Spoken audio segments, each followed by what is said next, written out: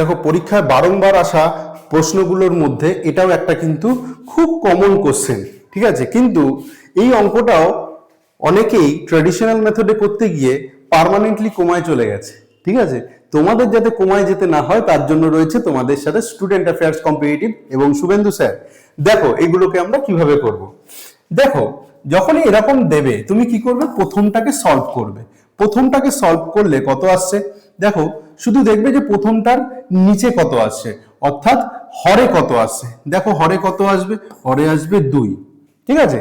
এবং দেখবে যে একদম শেষ যেটা আছে সেটার লবে কত আসছে, অর্থাৎ ওপরে, অর্থাৎ নিউমারেটর কত আসছে। কত আসবে এটা, এটা দেখছো নিচে হচ্ছে গিয়ে 998 আছে, তাহলে 998 আর 1 999, ঠিক আছে। ব্যাস, আর কিচ্ছু করার দরকার নেই।